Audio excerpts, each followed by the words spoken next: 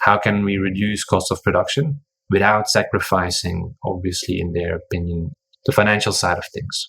Oftentimes it's very focused on yield. We try to shift that towards profit at the end of the day. If you can cut costs significantly and then have a small yield decrease, because now you might be in a very high production system, you still might see significantly more profit, and in the long run your system can become more resilient.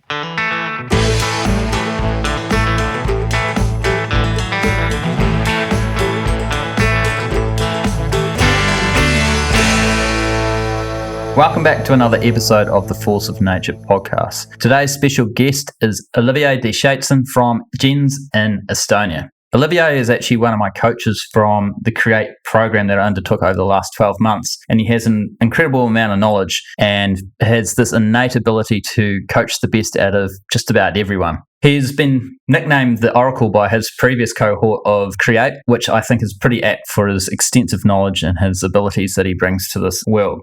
So today's episode, we dive into what work Olivier does across Europe, particularly in Finland and Estonia, what projects he's been working on, particularly quite a cool one that is around a localized food system on an island in Finland. And we also talk about his experiences around creating systematic change that supports both farmers and their rural communities. And there's plenty more. So without further ado, let's get into it. How are you today, Olivier? Hi there, Conan. Thanks for having me. I'm doing well. It's a lovely summer day today, and good start to the day so far. So happy to be here. That's awesome. It's a pleasure to have you on. I was very fortunate to be coached by you as part of Create this year, and it was an awesome experience. You're definitely one of my favourite coaches amongst the group. Do you want to give the listeners a bit of an introduction to yourself and share a bit about your background? Yeah, definitely. And so I'm originally from Belgium, now living in Estonia. Grew up in the countryside. My father being an agronomist, mainly working in orchard systems. And we grew up in and around farming, more or less. We lived in the middle of orchards and never had our own farm, but very much connected to farming. And with that, I just grew up playing out in nature, chasing butterflies, looking at everything that creeps and crawls, getting myself covered in mud every day, having to be dragged indoors. So there, I think, a real connection with nature, mainly with nature established, and then through agriculture.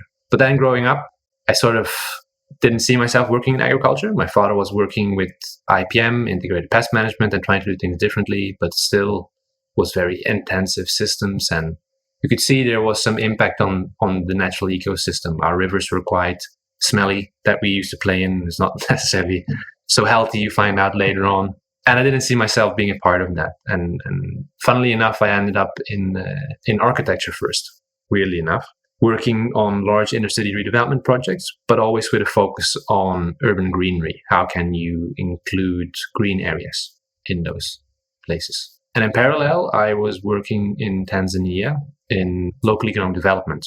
So in my graduation project in architecture was designing a community center, which then I tried to build afterwards after graduating. And through that, I rolled in a sort of pro bono consulting project where we were working first around local economic development, but then increasingly, because we were working in very remote regions, the economy was agriculture. So very quickly already, even in architecture, I found myself already back working in agriculture.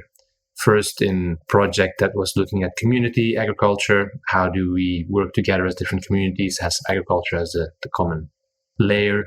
And then starting to explore agroforestry and reforestation projects with local stakeholders. So I just had to make a choice. Do I work in agriculture or do I work in architecture? And I was having way more fun at some point in agriculture. So I shifted. I did a second master, re-educated myself, went to Wageningen in the Netherlands, basically patched together an own master degree, which is possible at that university, in regenerative management and natural resource management and economics. And out of that, started working together first with consulting companies who were working together with food brands and incubating an idea about what could an organization be that tries to scale regenerative management or agroecology, or how can we work together with nature and still produce meaningful amounts of nutrient-dense, high-quality foods. And that evolved into where we are right today with a company called GENS. So that's a bit of the journey. That's awesome. Have you found that any of your learnings from the architectural space is translated to what you are doing now? Yeah, most definitely. What you learn in architecture is systems thinking. How do a lot of different elements come together? How does physics, chemistry, biology, designing something, the human component, how does legislation come together? And how do you design fit for purpose solutions that actually work, that you can build, that you can implement, and that have benefit? And if you take the same things, but you switch out cement and bricks for soil and plants and ecosystem functions, and you look at the chemistry of the soil, it's not building chemistry, but it's the basic chemical principles are oftentimes still the same. Hydrology for buildings or hydrology in the soil, there's similarities, right? And legislative environment, farmers are faced with a lot of different restrictions or regulations oftentimes. So the way of thinking of designing solutions, that is very much what I was able to transfer. It's just switching out different components. That's awesome. I love those parallels that you've highlighted there between the two different parts and how it all fits together. So how did you come to create Gens as your consultancy that you have now? Yeah, so Gens started out as the idea of just a desire or a mission. That's the driving force behind Gens, is how can we find fit for purpose solutions? How can we design those? How can we build a company that genuinely tries to enable a shift towards an agriculture that is rewarding for farmers, that makes great products, and that is regenerating the ecosystem, that is not coming at the cost of it. Agriculture is always in some form somewhat artificial. It's not like you let nature do its full things. You are trying still to manage and have a desired outcome and steer something towards a desired outcome. But still, how can that be done with the principles of nature rather than in detriment to them? And in that case, it started out as working for or with rather a consulting company that was doing regenerative commitments for larger food brands. And with them, they also had a venture division that incubates new companies. And with them, we started exploring just a range of different pathways. We went from, can we do a software-driven solution for farmers? Is software a solution? Then we went to, can we do something around communities of practice and empowering farmers through education? Then it went through, is there a type of a product that we can design that radically reduces the pathway of adopting regenerative agriculture? So it was more, and still is in many ways, exploring different pathways of scaling and implementing these regenerative systems. To where we are today is where we are doing 3 different things. One is we do one-on-one consulting, where we really start from a root cause analysis. What are the key limiting factors to this farm moving in this outcome? Or what are the desired outcomes for a farmer, and how can we make this happen? Be that through agronomy, be that looking at the economy piece, at the market piece. Sometimes it's also really looking at the team structure within farms, if you're working with bigger farming operations. But a very tailor-made trajectory, basically, really trying to address the issues or the challenges and opportunities, how to move them forward on a farm. The second thing is more landscape scale, where we work together with local governments or a water company or a corporate, they can be a food company, towards usually a shared outcome. They can be biodiversity or improved water quality. And through those projects, we work with groups of farmers. It's not possible through those projects to work so in depth, one-on-one, but then it's how can we take groups of farmers, share learnings amongst each other, and have them trial different things together and move as a group towards these outcomes. And the last thing is what we call our foundation layer, is where we are trying to set up new initiatives, coming from the realization that it's very unlikely that one single entity or one single company will really enable a shift in agriculture. Rather, I think it takes an ecosystem of different organizations, different people, different stakeholders to build something together. And with that, we're trying to set up new initiatives and spin off new companies that are a part of that ecosystem and that work well together. So we have, for example, an NGO that is looking at organizing conferences, which is now going into its 3rd year, it's called Northern Roots. And we're working on a project on on-farm nutrient production and biofertilizer production. So farmers are more reliant or more self-reliant and can cycle more nutrients and get access to certain key products that are helping them in the transition to regen ag. That's pretty cool. So can you tell us more a little bit on the nutrient cycling. So what are you doing there with those farmers? How are you creating that that in-house nutrient cycling? What's the process around that? That usually focuses around identifying what are some of those local, or first of all, how are nutrients currently managed, right? So we look at what is the type of fertilizers being used, how are they being used, and if they are, and oftentimes they're being used quite generously, how can we use them, first of all, more efficiently? How can we increase nutrient use efficiency? And at the same time, in parallel, can we build a system that is not so reliant on external nutrient inputs? So it's a phasing out of a current system, or it's optimizing, substituting, reducing. There's different ways of looking at it. And then it's building in the background, in parallel, a system that is generating more of its nutrients to the soil.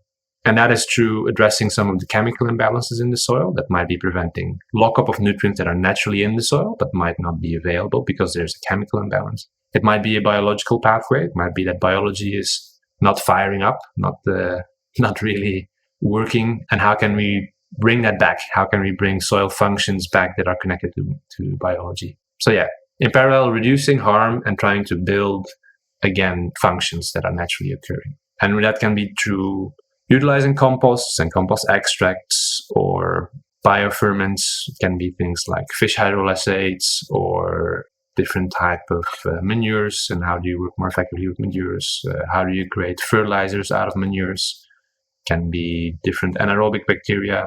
So it's a range of different things depending on what the farm is. It changes for a dairy farm who might have access to manure, to a large arable operation who might not have access to that biomass or that input. That's pretty exciting. Are you finding that the farmers you're working with, there's like an increasing interest in this area of trying to, I guess, be less reliant on inputs from outside the farm? Yeah, I think in our region, definitely what we've seen happen is that commodity prices haven't really significantly changed over the last, let's say, 40, maybe even 50 years. But input prices have tripled or even higher, right? So farmers have become very aware that their cost of productions are increasing, but their revenue per hectare or per acre is not necessarily increasing. So reducing costs is oftentimes a big question. How can we reduce cost of production without sacrificing, obviously, in their opinion, the financial side of things? Oftentimes it's very focused on yield. We try to shift that towards profit at the end of the day. If you can cut costs significantly and then have a small yield decrease, because now you might be in a very high production system, you still might see significantly more profit, and in the long run your system can become more resilient. In some cases it's the case that the yields are quite low and we actually see opportunities to boost or to increase those, but it's done from a perspective of profit and long-term resilience of production rather than putting more on and expecting more results from it. Yeah, and more money in the back pocket as well, which is generally, it's that rule of diminishing returns. It just gets to that point where you're actually costing yourself more money by chasing that extra yield, whether it's milk or seed or grain. It's a common thread, and it's something that we see here in New Zealand as well, as people will chase the production hoping that will get them more money. But like you say, sometimes it can be as simple as dropping the yield back with the cost inputs and you can make more money. There are opportunities around that. So how do you take someone from that yield focus to be able to go, actually, there is an opportunity here to cut costs and we potentially will become more profitable? It's looking for, or we try to look for, a common language or a point of access with farmers. And for some farmers, that might be the financial conversation. There's other farmers who are really focused on, they really want to leave a better farm for the next generation.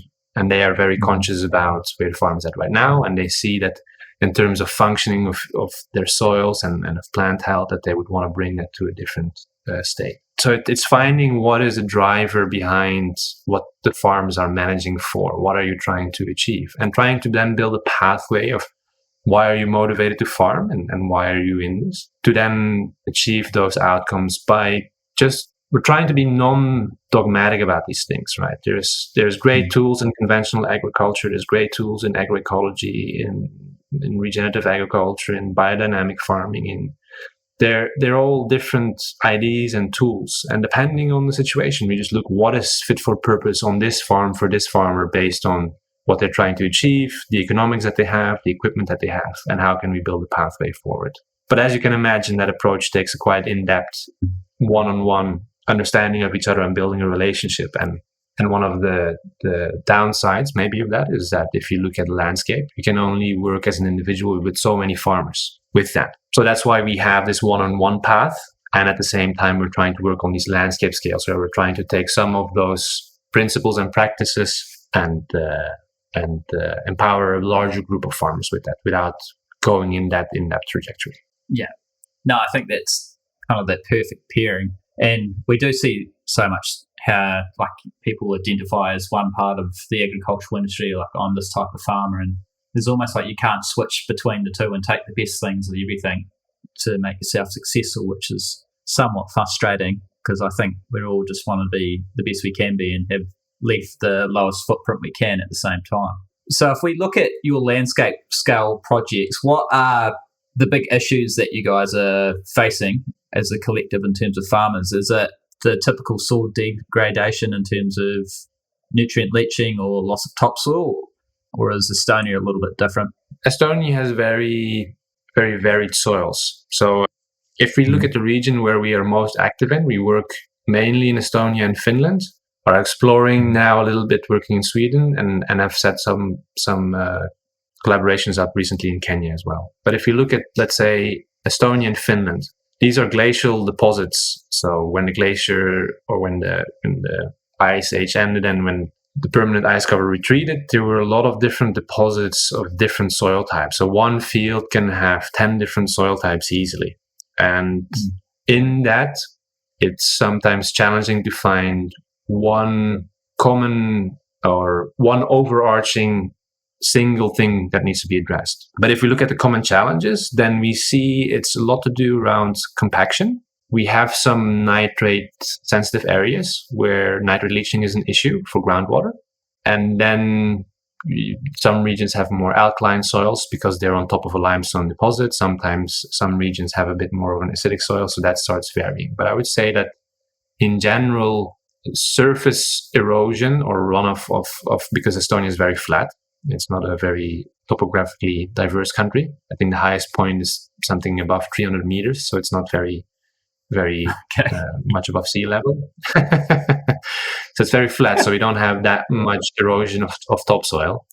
Sometimes you can see a bit of wind erosion because of blow-away soils that have become very fragile and unstable. But compaction, I would say, is probably the most overarching or most common thing you'll find in different soils. And in terms of, I guess, you have been working with some of these larger companies over there as well in terms of incentivizing. What's the pressure that is coming from, say, those larger food companies that are sourcing food from your farmers? Are they pushing anything in terms of like Scope 3 emissions or animal welfare? Because as Kiwis, we send a lot of our stuff to the EU and they're setting, I guess, trade barriers up on what they want on there. And it'd be interesting to know what they do within the EU in terms of what the requirements are.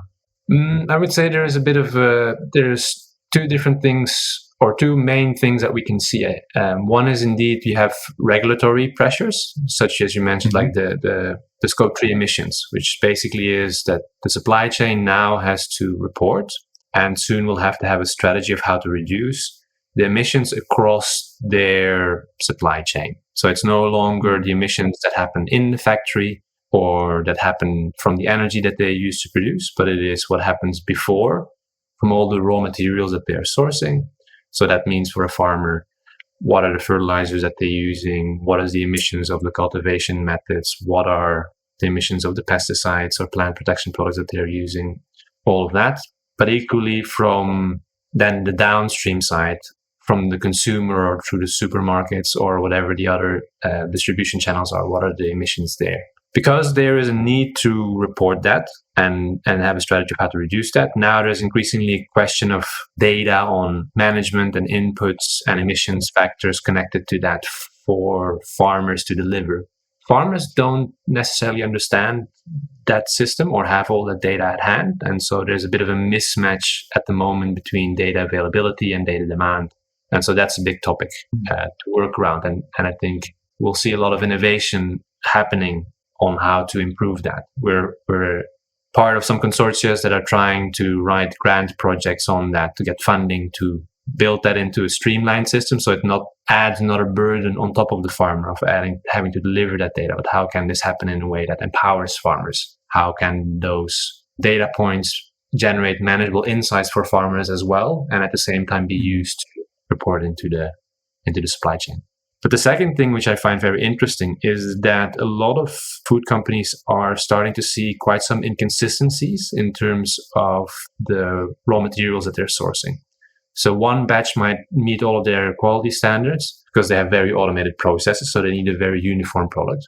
Mm-hmm. But increasingly, there's batches which then show, for example, with flour or with wheat that is milling wheat, that then has poor leavening qualities, that doesn't perform so well in the bakery. And I think a lot of these companies are now interested in working together with farmers and exploring different ways of producing so that doesn't happen, because that's quite costly for them. How can they produce still a relatively uniform product, but that might not have issues with, for example, pesticide residues that are interfering with leavening qualities, or certain nutrient imbalances that are contributing, or maybe incomplete proteins or whatnot. So I would say that from industry, these are the two main questions. It's production challenges related to the raw materials that they're sourcing, and then regulatory. Do you think that second one around the production challenges will become quite a good driving force for farmers and change? And there might be opportunity for those ones that are producing a high quality or better product to get paid a little bit more in the short term? I think so. I'm not sure how the economic model around it will look like, if that is a price premium or not. But definitely we see that farmers are quite excited about the market demand or the demand pull for certain elements, for certain changes, and collaborating with these off-takers that are then providing, maybe is a price premium, maybe it's a fixed price, maybe it gives them some security. There's different pathways there. I'm not sure that we're there yet with finding something that is fair or that is rewarding value delivered. But definitely in our region, we see that farmers respond well to working together with the off-takers. I think one thing that I've learned from working with larger corporates is that things at a pilot scale usually work out quite well, because we're working together with a group of farmers that's fairly small. But for some of these companies, they need to start then having not just a couple of tons, but they need to have millions of tons of certain inputs. And so now we need to scale what works at a pilot scale, what we've piloted with maybe 10 farms, to 100 farms. And oftentimes there's not the tools or the infrastructure there, or the people who can support that amount of farmers, or move from working with 10 farmers to 100 farmers. Increasingly, I think there's more and more people like yourself who are coming into the space and who've educated themselves very well and who are very capable of doing that. So I'm hoping that becomes more and more a possibility. But let's say if I look back 5 years ago, there weren't that many people who were working directly with farmers to try and get these regenerative outcomes or work on these topics necessarily, and able to deliver results at scale. And that's now starting to change, I feel, which is quite exciting. Yeah, it is exciting. So do you think that's the limiting factor, is the ability to scale that, as the educational, the support for the farmers? It's a bit of a question of, do you want this to be a subsidized system? So is this, I think in the EU, we're waking up, or have been woken up to some of the downsides of a heavily subsidized system. 1/3 of the EU budget goes into farming. But if we follow where that money ends up at, it does not necessarily end up in the bank account of a farmer, or it doesn't stay there. Let's put it like this. It enters the bank account of a farmer, but it leaves somewhere else again. And so are subsidies covering up for some systemic challenges that might need to be solved in terms of our farmers getting a fair pricing for what they're producing? We see in Europe that, let's say, the cost of food over the years has decreased, but the cost of housing has increased significantly. So for a consumer, they're spending less and less on food, but housing, for example, has become more expensive. And then development like that has direct impacts on farmer, because that means that as a society, less money is just going into the food system. And so farmers anyway already captures quite a small amount of that whole chain. And can we maybe find ways where farmers can get rewarded more fairly, or can capture a more equitable part of that supply web or chain, however you want to call it. So these are questions that we have. We don't have answers around that, but we're trying to work together through partnerships with different companies to find new solutions or different pathways towards that. No, there's plenty of big questions, all right. Is the subsidies that you speak about, are they related to like biodiversity or carbon, or are there big schemes like that which you're working with? So carbon is a bit of a tricky one. The EU is starting to set rules and regulations on what quality carbon credits look like. And so that is very much evolving. And so I think a lot of people are waiting to see what the regulatory landscape looks like, what the game basically looks like, what are the rules that we have to play by.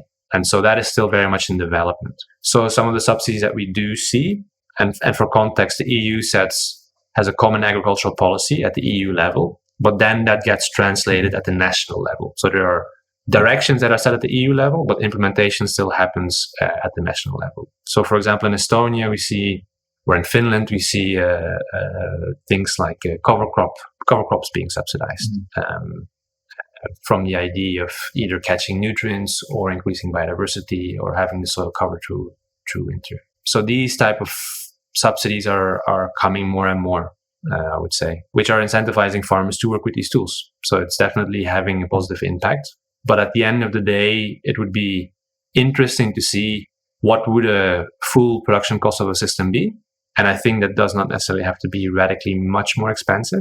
And how can we still deliver the values that we're looking for as a society in terms of healthy food, healthy planet, happy farmers, happy animals, healthy animals, right? Yeah, absolutely. That's what we're all looking to achieve. Can you tell us a bit more about the project that you've been working on in Finland? I think it's in an island context. Can you give us? It's pretty interesting. I'd love to hear a little bit more about that. Oh yeah, definitely.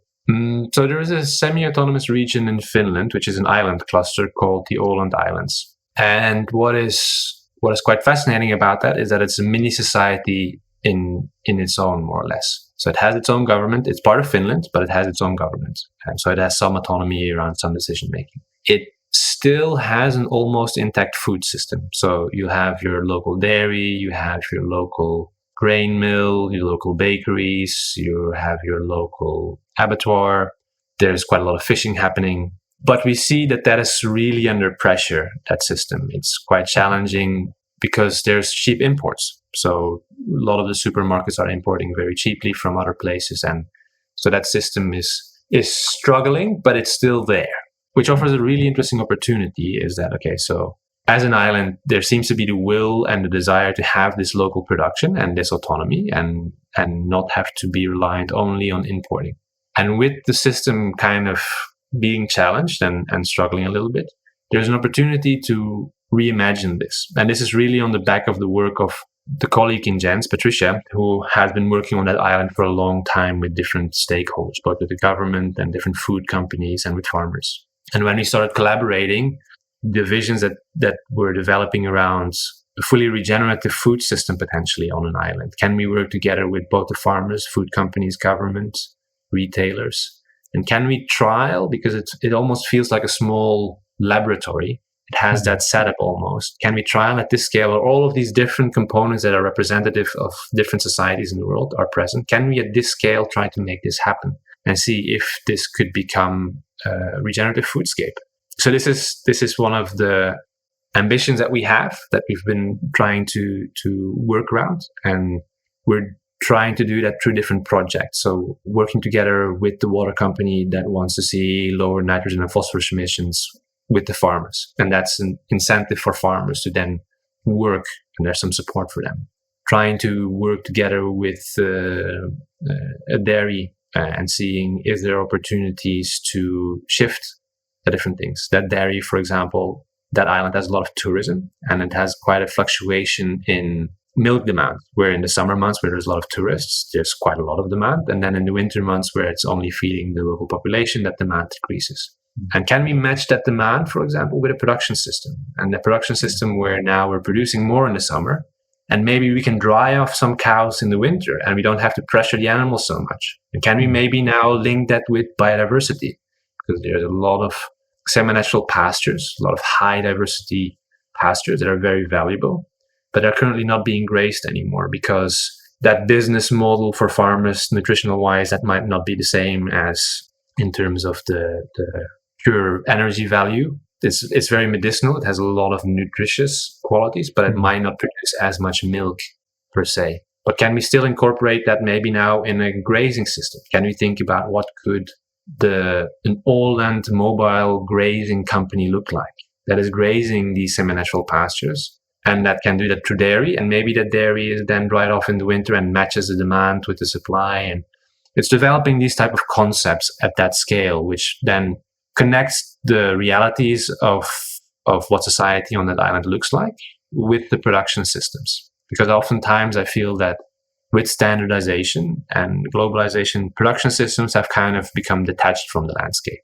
And I think there is an interesting rediscovery of what it means like to be part of a local food system that is selling to local consumers, where there's again a connection between what arrives on your plate and the landscape that you're a part of.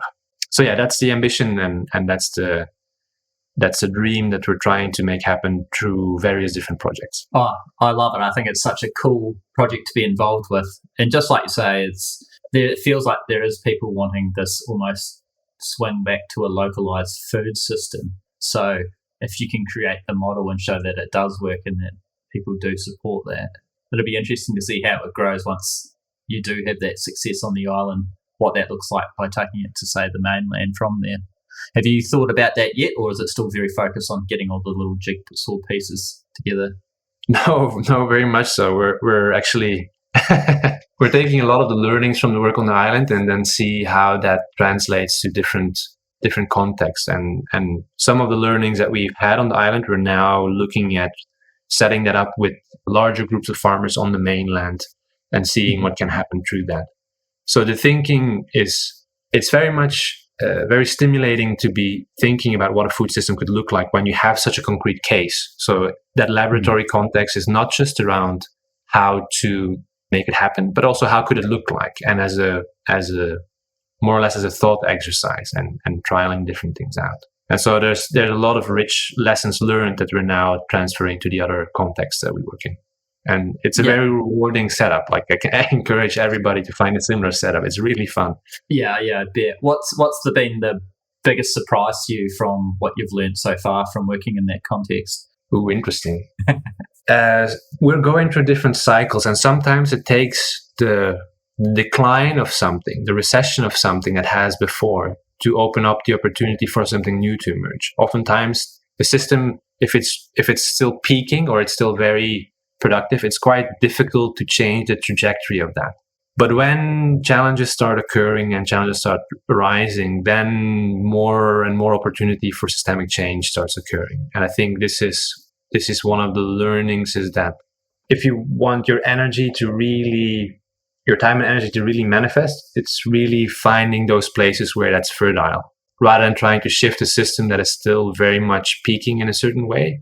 It might take a little bit of time for it to come down a little bit, to find new opportunities. So the timing of things is quite important, I think. And I think this has to do with the cycles that we also see in nature. Something is birthed, then it starts growing, then it's peaking, flowering, then it's senescing again, then it's decaying again, and out of that decay, something new happens. And recognizing those cycles and seeing the opportunities of that, rather than seeing the decay as something negative. It's a composting, a ruminating, a fertilizing, a drawing of lessons learned, and using that then as new energy for a new direction, another try at finding a good solution. Beautifully put. I think there's something like, people forget that within death, often life springs out the other side of it, and nothing ever really kind of dies. Like it's almost like an energetic transformation of something. So that's really cool to see the work that you're doing in that space, and I'm looking forward to following it along. Be great if there was a wee Netflix documentary or something about the work you were doing on it. It'd be pretty cool to watch how that comes through. So when you're working with your farmers and obviously the communities as well, you're not separating that out. How do you go about creating that system change? You said timing's a very key part of that. How do you do that when you're working with so many different, I guess, moving parts where you're working with farmers and the communities that they work within? A lot of this is very emergent, right? So there is an idea about a certain outcome, a shared outcome or a vision, and you start planning the pathway towards that, and then reality happens, and that pathway starts changing. And so a plan is almost meant to be changed, right? It's setting you on a path, setting you in a direction, and then you start implementing, you start doing, and new insights come, and you adapt and you evolve and you change. And I think just really embracing that adaptiveness of it and not sticking with that one preconceived idea or getting attached to a specific design. I think this is another legacy from architecture. In architectural training, it's quite brutal because you pour your heart and soul into a design, and then you have to present that in front of a jury, and they're there to criticize that, to find the mistakes, to break it apart and see what is left standing and where it is breaking down. And so you get used to not getting attached to your ideas because they're broken down very brutally sometimes. And I think that translates into this non-dogmatic approach. And an idea is just an idea, and you test it out and you adapt it and you refine it, and out of the idea comes something else. And I think that approach is what really drives a lot of co-creation and innovation processes with multi-stakeholder actions or actors, and trying to involve people at different stages in different projects. And a lot of things might happen in parallel or in different timeframes, and something that ended, let's say we have some projects that are waiting for kind of a continuation, but we haven't found a good setup for that. And so they're more or less in our backpack, and we're waiting for an opportunity to rekindle that or reconnect that. And some things are happening in parallel. And so it's that emergent process, I think, is how we're going about it. It can be very messy at times, but at the same time, what I like about it is that it's very honest, and it's very trying to reflect what the dynamics of a space or a place are, and trying to capture the value there and reinforce that, and let that land with local ownership and empowering local communities to again be a part of their food system and to reconnect and building those bridges and opportunities. Absolutely. And do you think education, I guess, of our communities will be a part of that as well? Like connect so that they do understand why it's important to connect back to their food source? I think definitely. There is an interesting initiative of a friend that's called, for example, that's called Soil Talks, which is a concept where an agronomist and somebody who's really knowledgeable about soils and soil health is partnering up with a Michelin star chef. And they're hosting these talks that are centered around locally produced food as an experience. And so there's a conversation with local chefs, with local stakeholders in the food space around what do they want to see, how is soil health perceived, having a communication about some of these topics, and then getting to enjoy really nutrient-dense, delicious food together. I think that type of experience, if we can move it from just a transfer of knowledge in a very educational setting in terms of this is the knowledge that I want you to have or understand, through an experiential process where we get to experience what nutrient-dense food tastes like. We get to experience what a healthy, vibrant farming system feels like. I think this is these type of experiences that we're looking for and excited to support or collaborate with. Yeah, I love that. That's such a great idea, partnering with a Michelin chef. Like, what a great event for someone to go along to eat really good food and then be able to learn something about the way in which it was created at the same time. It's such a fantastic idea. So you undertook the Create UK program, which there's some pretty big names from the UK regens scene over there. How did you find going through that process? Did that help shape where you are going today, or are you implementing a lot of what you've learned? Yeah, definitely. The the beauty about the Create program is, in my opinion, that you get out what you put in.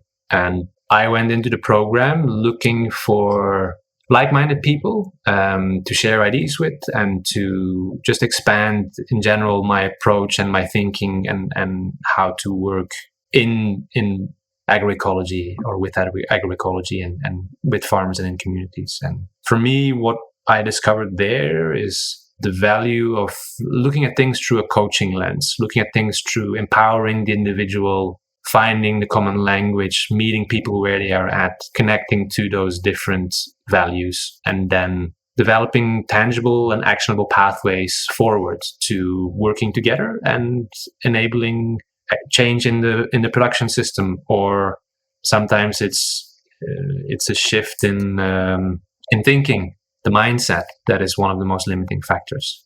And so Create really gives a lot of tools to work with other people with that, but also with yourself, to have self-reflection around how are you handling some of these topics, and how are you thinking, and what are you actually trying to achieve in this space. So it helped me to fine-tune, refine, further evolve the path that I'm on. And I discovered a joy of coaching in a more formalized way.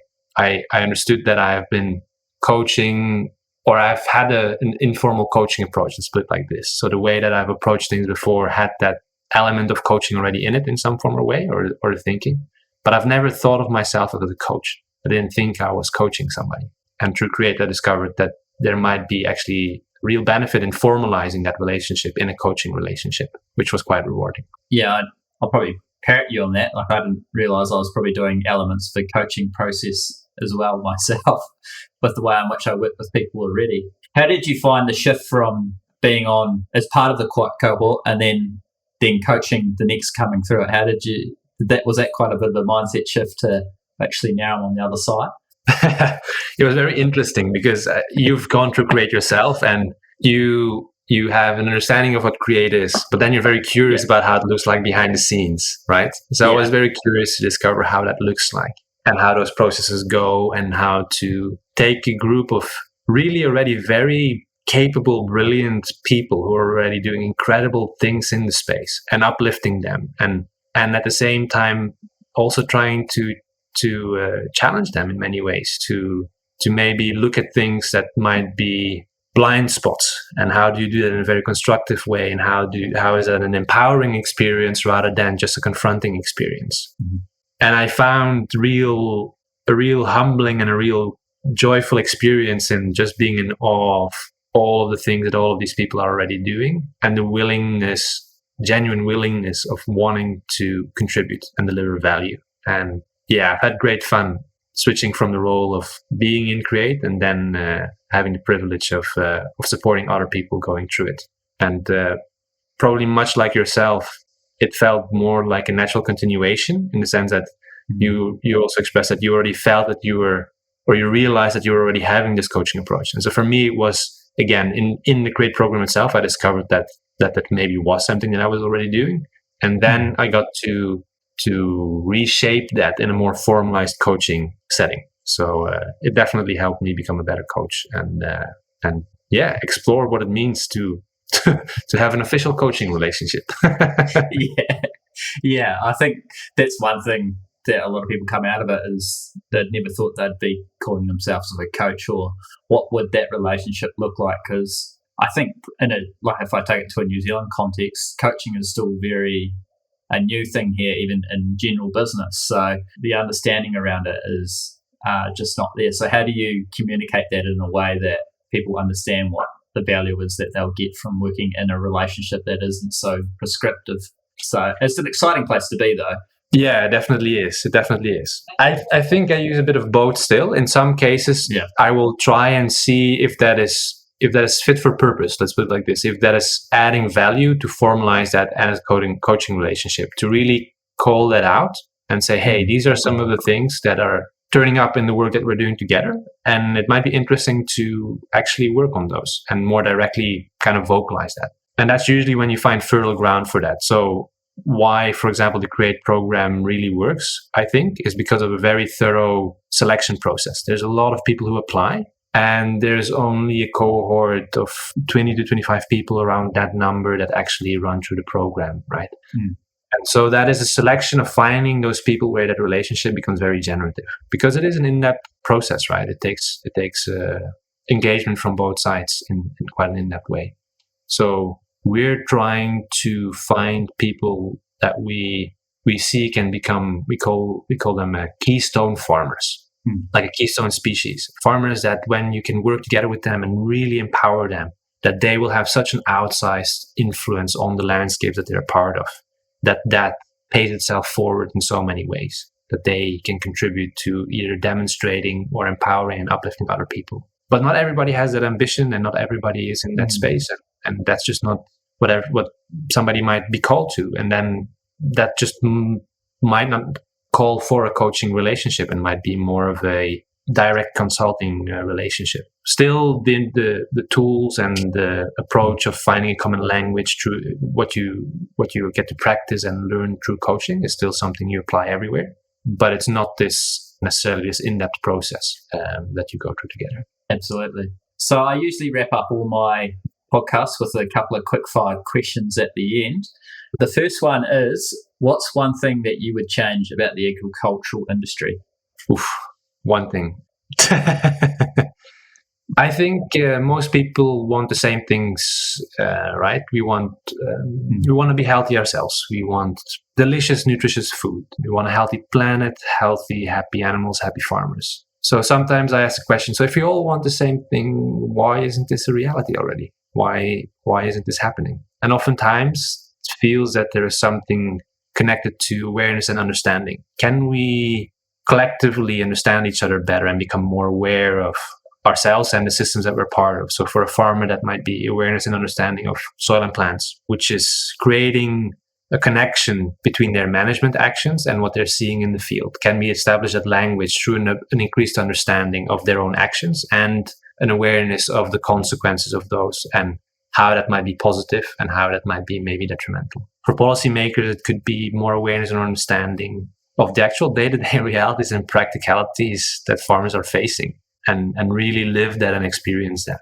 For consumers, awareness about the current food system, what they're eating, because oftentimes I think if they were really aware of what is happening with their food, they would demand something differently. For shareholders in large corporates to really be aware of what the impact is of the companies on the ground, and what that means to be an owner in that company. So in essence, just more understanding and awareness so we can more effectively collaborate and connect with each other and with nature. I think that would be it's a big ask, but if it's one thing, then that would be it probably. It would probably help unlock a lot of other problems for us as well if we could solve that one quite major piece. Yeah, definitely. I think it's, anyway, all of this is a co-creation. If the world has to be only the way that I think it should be or you think it should be, it will be a very limited world. So anyway, it's a co-created world. But can we do it in a way that we really understand and are aware of each other so we can co-create something beautiful together? I think that's the underlying desire behind it. Yeah, absolutely. So looking back at your younger self, what's one piece of advice you'd give? You don't need to have all the answers. Oh, that's quite good coming from the Oracle, you know. The more you, or the older I get, the more I realize that there is more I don't know than that I know, and finding the joy and the power in that. I think that's really empowering, because it takes away the pressure of having to have. We sometimes have this perceived idea that we have to have the answer or have to say the right thing, but all of it can also be done together through a discovery together and finding things together. And just, if this is reality where we're at, if I don't know, then it's more constructive to just say, I don't know, but we can find out together. Yeah, I think that's one of the key things. I love that. It definitely applies to me as well. So what's something that's exciting you at the moment? In life, or in the regen space, or just in agriculture? Just in general. Okay, in general. I don't know if you're experiencing this, but it feels that more and more people are waking up to the need for change. It seems that there is just more of a willingness to do things differently. More people are questioning things. They are asking more critical questions about some of the topics in society. And at least what I'm seeing is that it does not just sit only with questions, but people are also taking action. which I find quite exciting and quite hopeful. Yes, collectively we have a lot of different challenges, planetary health, human health, a mental health crisis in many places. But it seems that things are starting to move, and I'm quite excited about that. Quite hopeful with that as well. Yeah, I definitely feel that as well, to be honest. There seems to be something going on and something building, and it seems to be a worldwide phenomenal from what everyone I've been talking to. And finally, what's force of nature to you? Good one.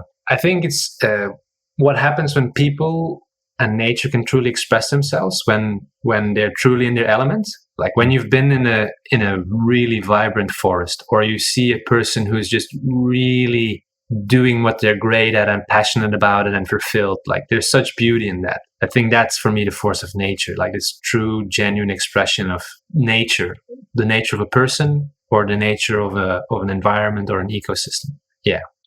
Yeah, I definitely agree. So if someone who's listening along wants to connect with you and follow along with what you do, Olivier, what's the best way to get in touch? I'm notoriously absent from social media, so it's something that has been brought to my attention that maybe something I should change. So it's something we're working on. But there's a website from the company, www.gens.eu. You can find me on LinkedIn. These are probably the easiest ways. If somebody wants to connect directly, they can connect to my email, which is my name, olivier@gens.eu. But there's not the social media account where you can follow my stories. It's in the works. Yeah. Oh, I look forward to it. It's going to be great. So thank you very much for coming on today, Olivier. It's been great to chat to you again. Plenty of absolute value shared, as always. So thank you very much for your time. Likewise. It's been a pleasure talking with you as always, Conan, and thank you for having me.